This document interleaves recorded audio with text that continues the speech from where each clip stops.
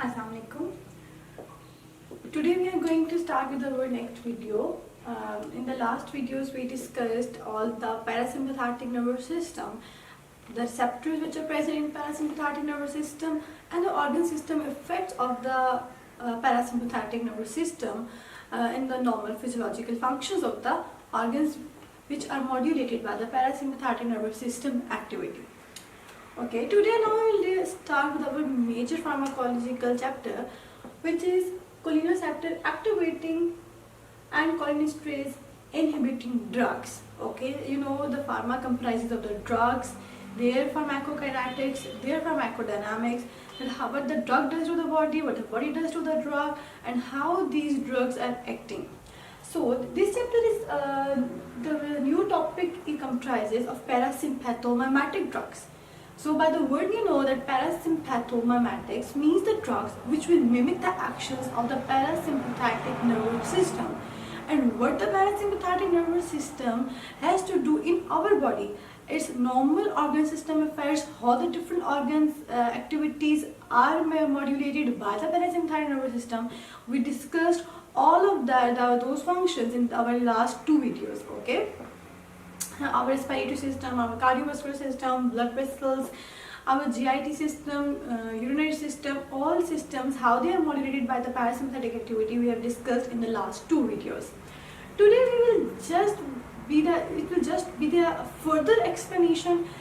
In this we will discuss the drugs, that what is the chemical structure of the drugs, how these drugs are acting, and how these drugs are either in this chapter we are actually concentrating on enhancing the functions or mimicking the functions of the parasympathetic nervous system. So how these drugs will mimic the functions of the parasympathetic nervous system like the acetylcholine does.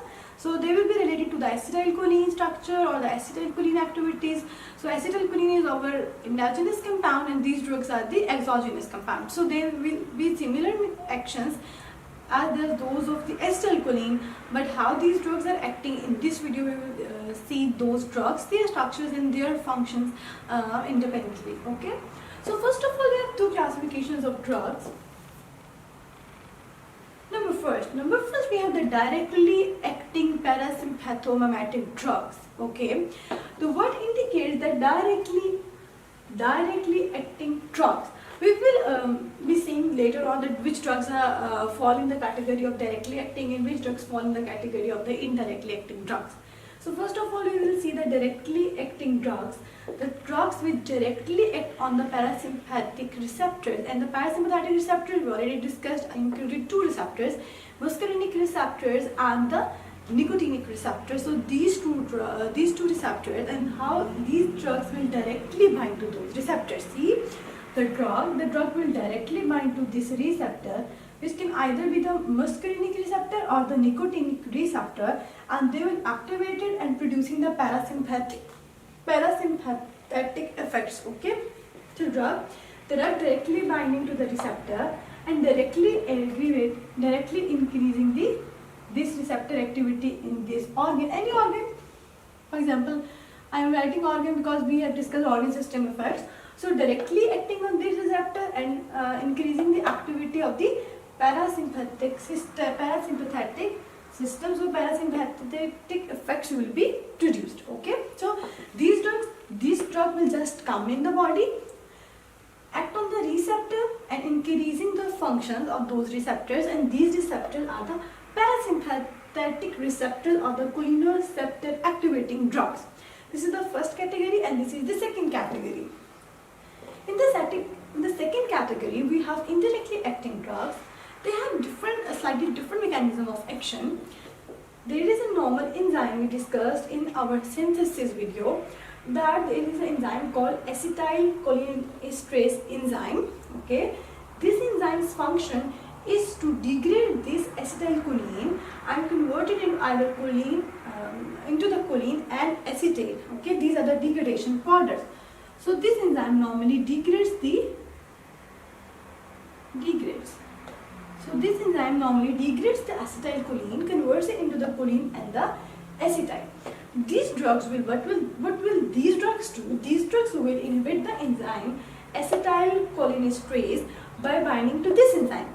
Okay, and in this, and the drugs which we will discuss in the indirectly acting drugs, they will bind slightly differently to this enzyme and inhibiting the enzyme. Okay, that will be the slight differences in the drugs, pharmacodynamics and pharmacokinetics. Okay, the drugs on the gross view, we see the drug that will bind to the acetylcholinesterase enzyme, inhibiting this enzyme, and this enzyme will not be available for the degradation of acetylcholine.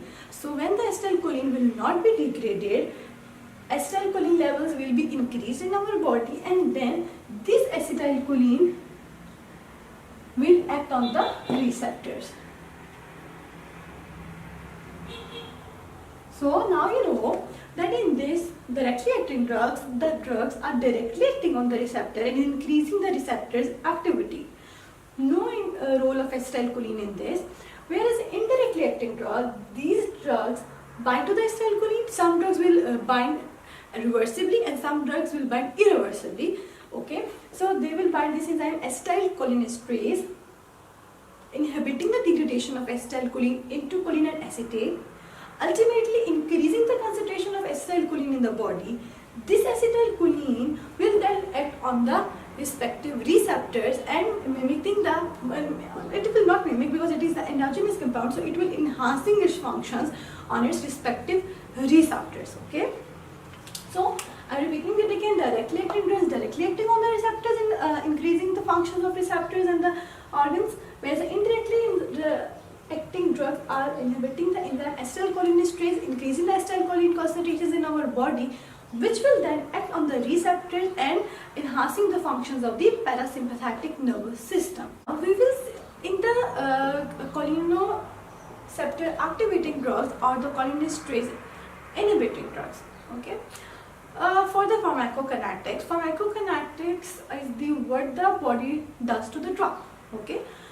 In pharmacokinetics, absorption, distribution, metabolism and excretions are involved. Okay, these four processes, absorption, distribution, metabolism and excretion, these four structures comprises of the pharmacokinetics of the drug. In other pharmacological chapters or in pharma, you all know as a student that you have to learn the pharmacokinetics, and it is not easy to learn pharmacokinetics because there are so many drugs in pharma and you forget the pharmacokinetic of every drug.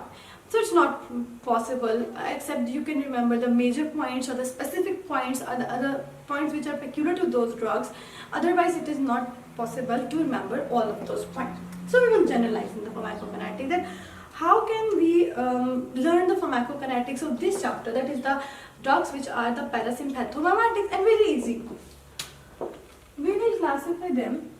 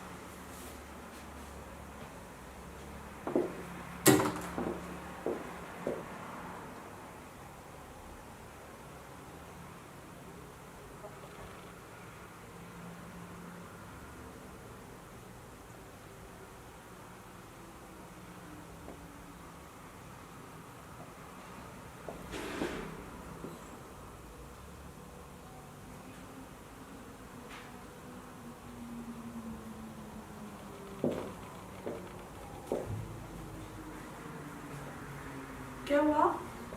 पहली video होगी नहीं, अभी कटेंगे, मतलब चल रही है, ये दोबारा लिखेंगे। अच्छा मैंने 1 सेकंड के लिए आओगे, मैंने वॉशरूम डाला है। ये वीडियो बंद हो जाएगी। मैं बस 1 मिनट तुम जल्दी जाना फिर। Just give me 30 seconds. अच्छा मैं ये खत्म ना करूँ फिर? तो करिए।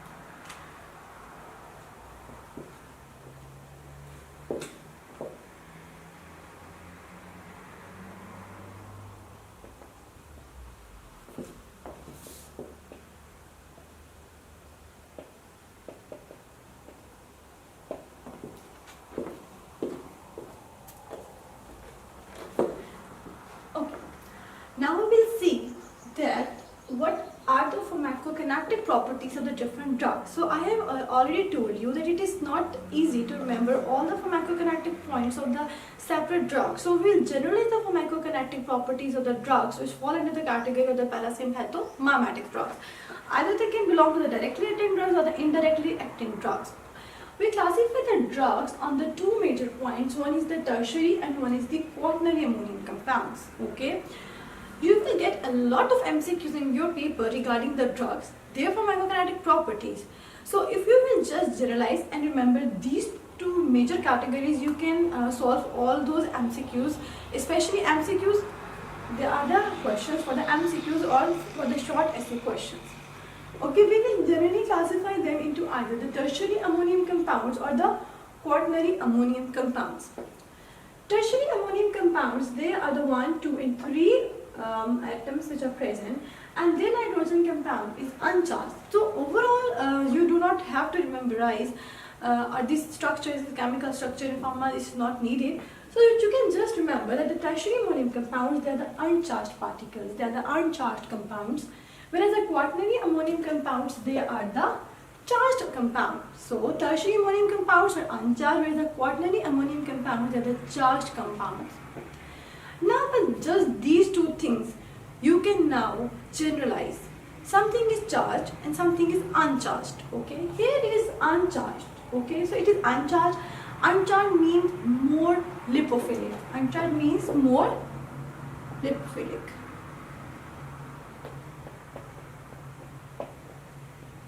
Okay. Now the tertiary ammonium compounds, they are the uncharged compounds, so they are more lipophilic. Lipophilic means in body we have all the cells.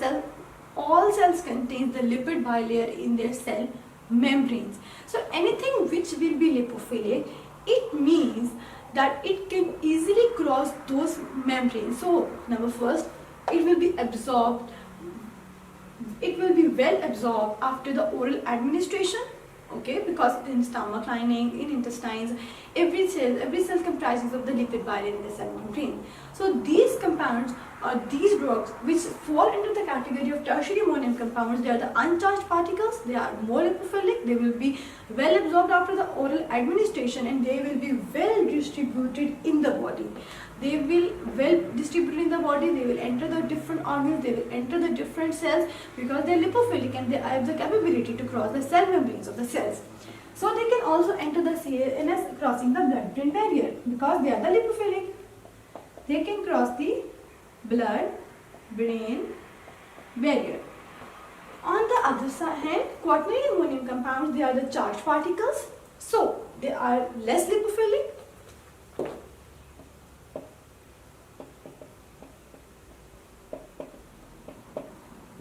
So they are the less lipophilic. They will be poorly absorbed after the oral administration. They have the poor volume of distribution, or you can say they will be less volume of distribution because they are not lipophilic, and they can also not enter the CNS. Why? Because they cannot cross the blood-brain barrier or any barrier. They cannot cross the placental barrier. They will not cross the blood-brain barrier or any type of barriers which are present in our body. So these compounds cannot cross those barriers, whereas these compounds can cross those barriers. So I am repeating it again and we are generalizing it. There are two types of categories the drugs fall. Number first is the tertiary ammonium compounds and the quaternary ammonium compounds. Tertiary ammonium compounds are the uncharged compounds, so the quaternary ammonium compounds is the larger structure and it is a charged compound. Okay, for the uncharged nature, they are more lipophilic, they are well distributed, well absorbed after the oral administration, and also they can cross the blood-brain barrier. Whereas the quaternary ammonium compounds, they are less lipophilic. Okay, they are the charged particles. They are absorbed poorly after the oral administration. They have less volume of distribution, and they also cannot cross the barriers in our body because they have the hydrophilic nature more as compared to the lipophilic nature. They are less lipophilic. Why? Because they are the charged compounds. They are less lipophilic. So now we will continue with the drug classification, and we will see that which drugs come under the heading of quaternary and which drugs come under the category of tertiary compounds, and we will also be seeing the uses of the respective drugs in our classification side by side. Now we will start with the directly acting parasympathomimetic drugs. These drugs will directly act on the receptors, muscarinic receptors and the nicotinic receptors. We have already discussed that they will act directly on the muscarinic receptors or the nicotinic receptors. Okay, they will directly act on the muscarinic nicotinic receptors and mimicking the effects of the parasympathetic nervous system. So the first main heading which fall into the category of directly acting parasympathomimetic drugs are the choline esters, and choline ester comprises of the four major drugs. Okay, again I am repeating it. Choline esters, they comprises of the four major drugs in choline esters.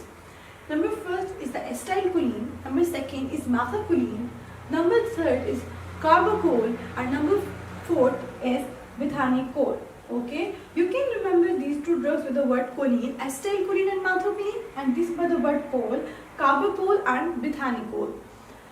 Okay, we already know this acetylcholine is an endogenous compound mostly. So this drug, these will resemble acetylcholine. So it is an acetylcholine, methacholine, carbachol and buthanol. Okay, now I have written three major points, 1, 2, 3 and 4. The 4 points which you will remember in this classification category. So number first is the directly acting drugs, and the first one are the choline esters. Choline esters comprises of 4 major drugs. You can remember the words acetylcholine and methacholine, carbachol, buthanol. All these 4 drugs comprises of the structure quaternary ammonium compounds. We have already seen that quaternary ammonium compounds are the charged compounds. They are poorly absorbed, poorly distributed. They cannot cross the barriers present in our body because they are less lipophilic and more hydrophilic structures. So now this you know that any MCQ you will get, these structures will be having the poor oral absorption and the poor volume of distribution, and they are not able to cross the blood-brain barrier or the other barriers, and they are the charged particles. So any MCQ you will get, you will mark the right answer by keeping in mind that these 4 drugs are the quaternary ammonium compounds and they are the charged particles. They are the charged particles. If you will remember only this word, that they are the charged compounds, you can solve any SCQ or the MCQ.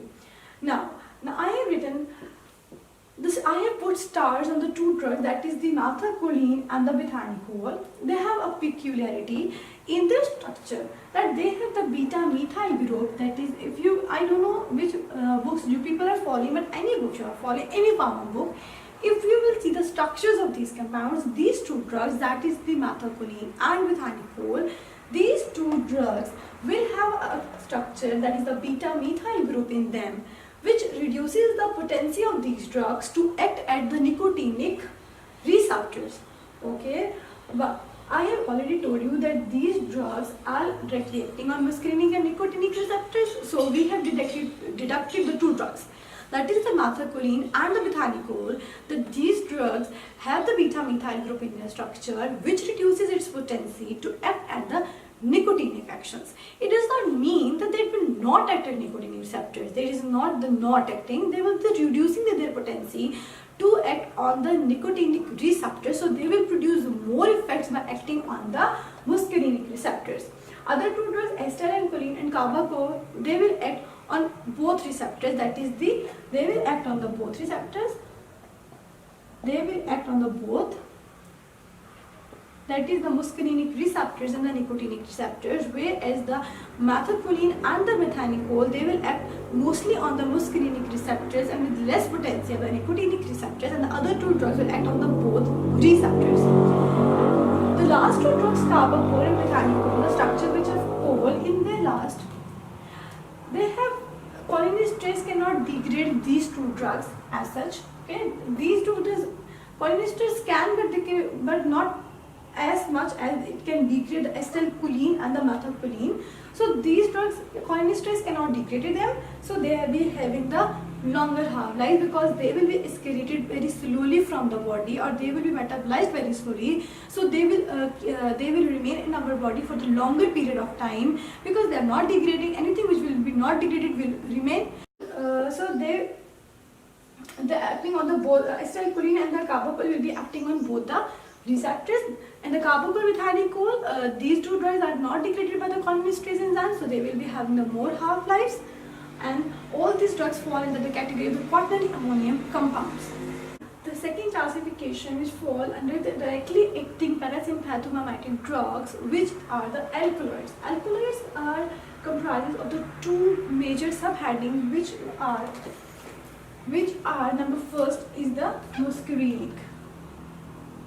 Okay. First we have the directly acting parasympathomimic drugs. We discussed the choline esters, and there is 4 major drugs. The second one are the alkaloids, and the first major subheading are the muscarinic. So we further divide the muscarinic drugs on the natural and synthetic. Natural drugs include the 2 drugs, muscarine and the pyrocarbine. So I have already written in front of them that muscarine fall under the category of the quaternary ammonium compound. So you will be knowing they are the charged compounds and their actions are different from those of the tertiary compound, which is the pilocarpine. So we will discuss the pilocarpine in detail here. That pilocarpine is the major drug which is therapeutically used nowadays. So we will see that pilocarpine is used in 3 major diseases which comprises of, number first, glaucoma.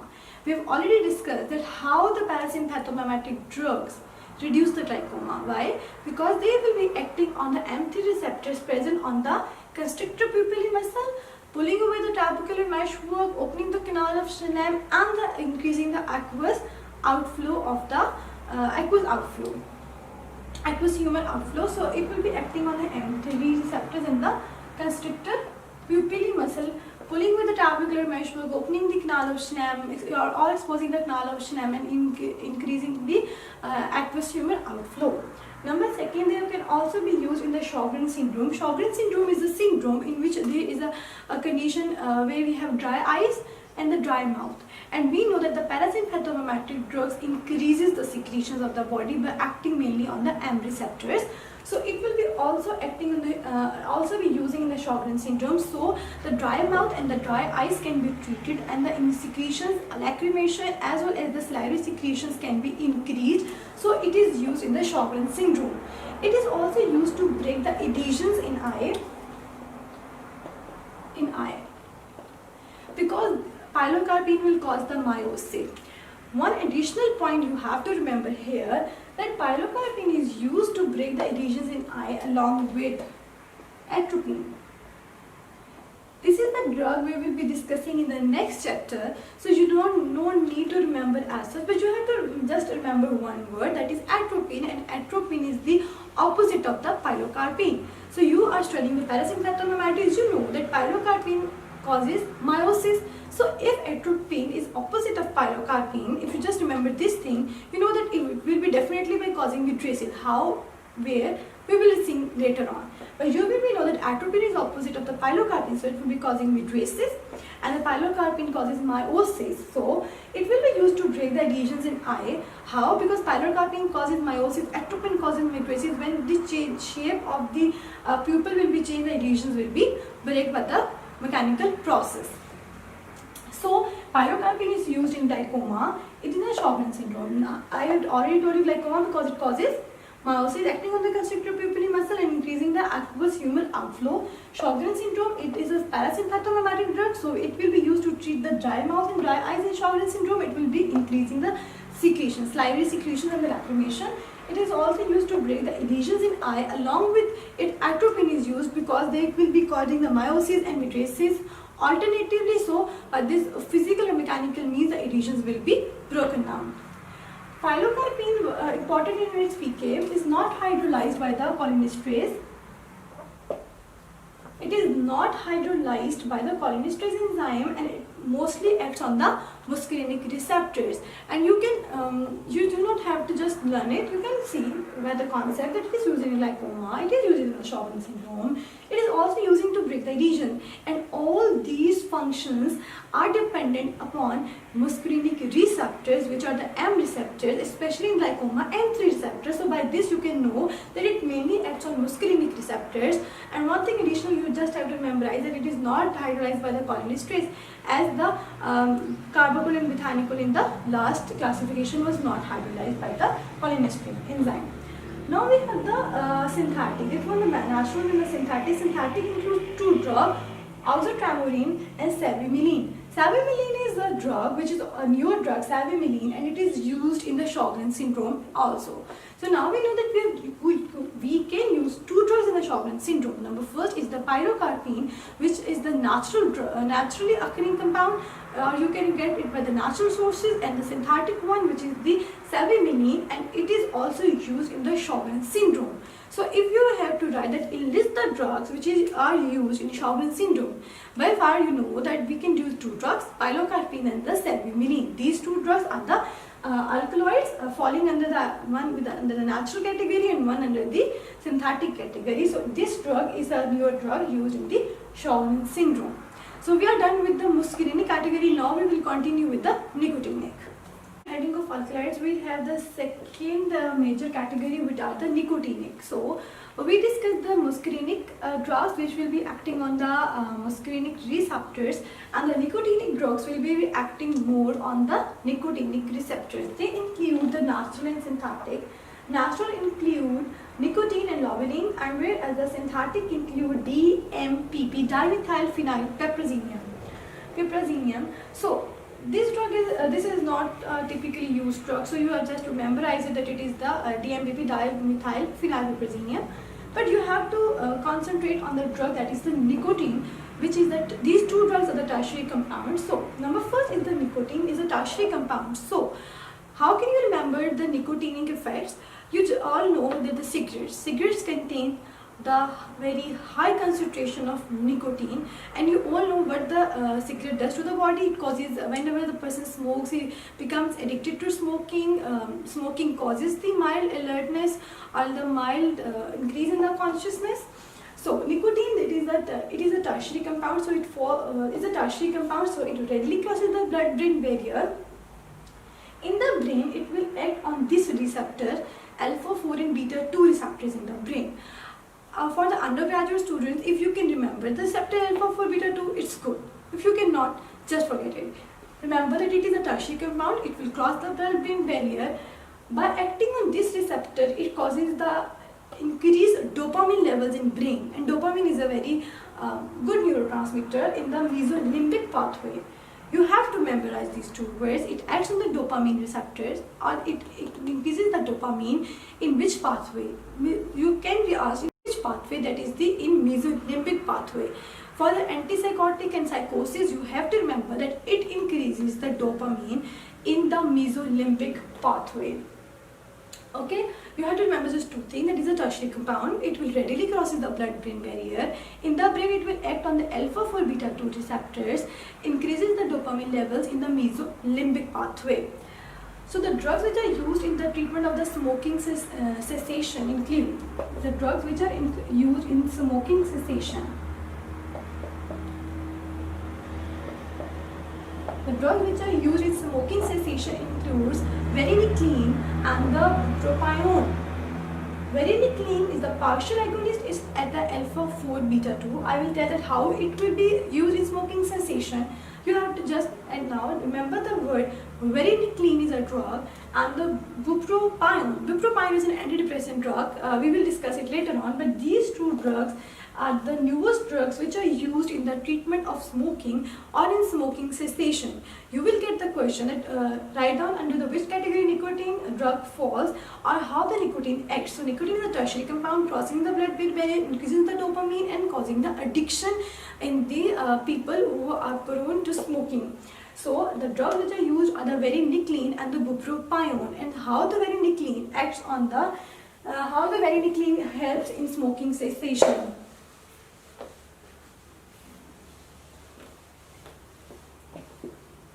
So see that it was the receptor alpha 4 beta 2.